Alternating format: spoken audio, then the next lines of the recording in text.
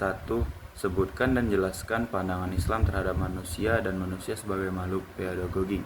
2. Sebutkan dan jelaskan secara rinci landasan pendidikan Islam terhadap Al-Quran, As-Sunnah, Ijtihad. Berikan contoh dalil pendidikan. Kasus ulama di Indonesia. Sebutkan dan jelaskan pengertian pendidikan Islam dan sebutkan mengenai kepintaran dan keagungan akhlak Nabi Muhammad SAW. 4. Sebutkan dan jelaskan tujuan pendidikan Islam dan jelaskan kisah ulama 1. 5. Sebutkan dan jelaskan tanggung jawab pendidikan dalam Islam. Berikan contoh tanggung jawab ayah, ibu, anak, dan terhadap diri sendiri.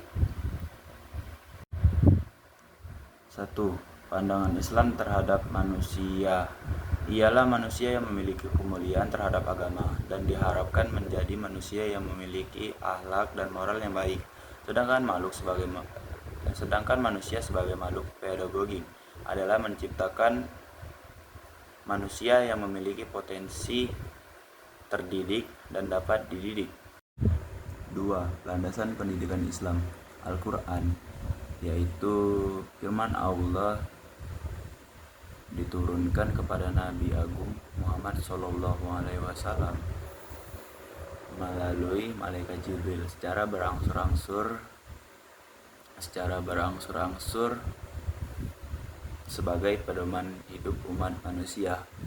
2. As-Sunnah, yaitu segala perbuatan, perkataan, dan pengakuan Nabi Muhammad SAW. 3. Ijtihad, yaitu kesepakatan para ulama menentukan hukum syariah, yang mana hukum tersebut tidak ada dalam Al-Quran dan hadis. Contoh dalil pendidikan dalam Al-Quran yaitu ya ayyuhallazina amanu minkum wallazina utul ilma darajat. Contoh kasus ijtihad ulama di Indonesia: menetapkan pembayaran zakat fitrah. Jika zaman Nabi SAW masyarakat membayar zakat fitrah menggunakan gandum, kurma, dan sejenisnya, maka berbeda di Indonesia. Ulama Indonesia menggunakan metode kias. Para ulama memahami bahwa pada zaman Nabi merupakan bahan pokok, maka diambil kesimpulan bahwa boleh menggunakan beras karena beras merupakan bahan makanan pokok. 3. Pengertian pendidikan Islam. Pendidikan diambil dari bahasa Arab yaitu tarbiyah.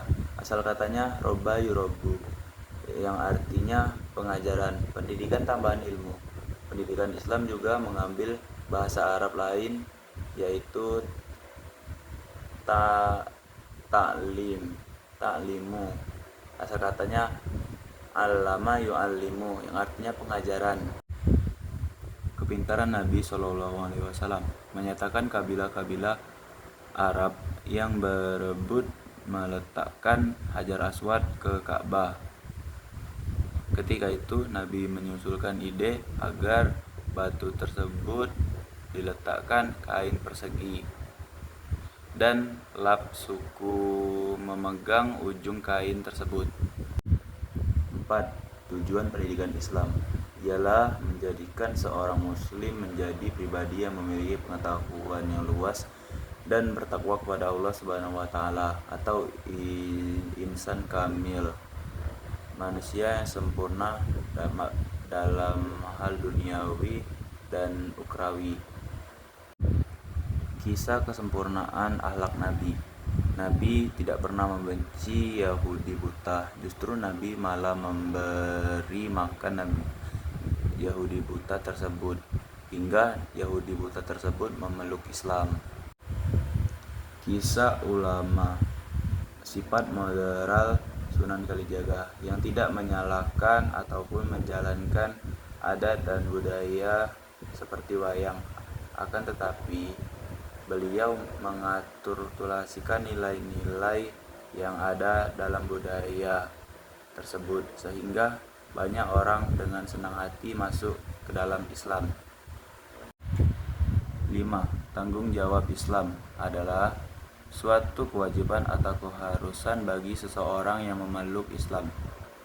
Ayah menafkahi anak, ibu menyusui dan merawat anak-anaknya, anak peduli dan taat kepada orang tuanya, diri sendiri menyayangi dan memelihara diri sendiri, menggunakan semua titipan dari Allah untuk menjalankan Islam.